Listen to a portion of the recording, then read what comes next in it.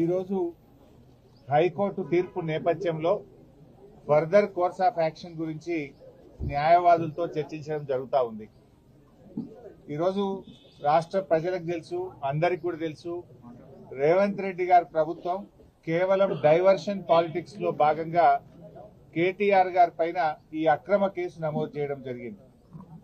ముఖ్యంగా రైతు బంధు విషయంలో వానకాలం రైతు బంధు ఎగ్గొట్టి యాసంగి పంటకు కూడా చెప్పిన 15,000 కాకుండా కేవలం 6,000 రూపాయలు ఇస్తామని చెప్పి ప్రజల్లో తీవ్రమైన వ్యతిరేకతను ప్రభుత్వం ఎదుర్కొంటా ఉంది.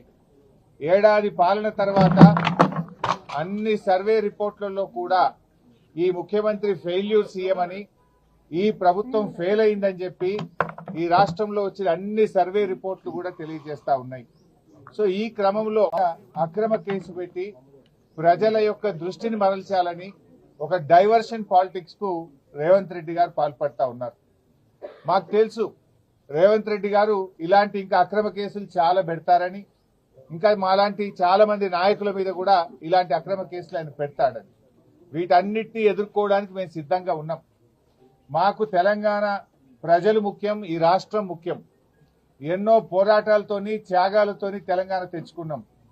తెలంగాణ బాగుండడం, తెలంగాణ అభివృద్ధి చెందడం, తెలంగాణ ప్రజల సంక్షేమం బీఆర్ఎస్ పార్టీకి అత్యంత ముఖ్యమైనది.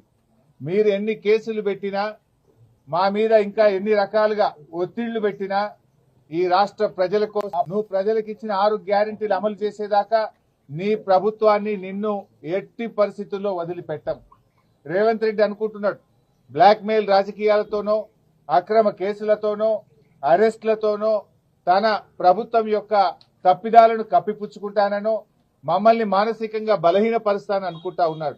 కానీ మేము మరింత బలంగా పోరాటం తప్ప ఎట్టి పరిస్థితుల్లో నీ అక్రమాలను గాని, నీ 6 గ్యారెంటీల అమలుపై నిన్ను ప్రశ్నించడాన్ని వదిలిపెట్టే ప్రశ్నే ఉత్పన్నం కాదు. ఈరోజు కేటీఆర్ గారి మీద హైకోర్టులో కూడా వచ్చిన తీర్పు కేవలం విచారణ కొనసాగించడానికే చెప్పింది హైకోర్టు. ఇది అక్రమ కేసు, దీని విచారణ నిలుపుదల చేయాలని చెప్పి బీఆర్ఎస్ పార్టీ తరఫున మేము కోర్టుకు వెళ్ళాం. కోర్టేమి కేసును నిర్ధారించలేదు, ఇది తప్పు జరిగిందని చెప్పింది కానీ శిక్ష వేసింది కాదు. కేవలం విచారణ కొనసాగించడానికి మాత్రమే ఈరోజు కోర్టు అనుమతి ఇచ్చింది. విచారణకు సహకరిస్తాం.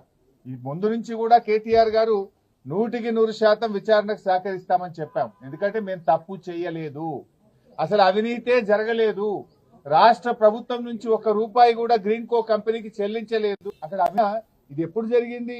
రేవంత్ రెడ్డి గారు ప్రమాణ స్వీకారం చేసిన 3వ రోజే ఆ కంపెనీ ప్రతినిధి పాటు నువ్వు ఎందుకు కేసు పెట్టలే? ఏడాది తర్వాత ఎందుకు పెడుతున్నావు? కేటీఆర్ గారు అడుగడుగునా నేను ప్రశ్నిస్తా ఉన్నాడు, నీ తప్పిదాలను బయట పెడతా ఉన్నాడు, నీ ప్రభుత్వం యొక్క వైఫల్యాలను ఎత్తి చూపుతా ఉన్నాడు. కనుక ఏడాది తర్వాత దాన్ని బయట పెట్టినావు. నిన్ను ఆ కంపెనీ ప్రతినిధి కలిసిన విషయాన్ని నువ్వు ఎందుకు బయట పెట్టలే? మీడియాకి ఎందుకు చెప్పలే? అది మేం బయట పెట్టినాం. దీన్ని అంతా బట్టి చూస్తా ఉంటే ఎస్టీ మరల్చడానికి ప్రభుత్వం చేస్తా ఉంది.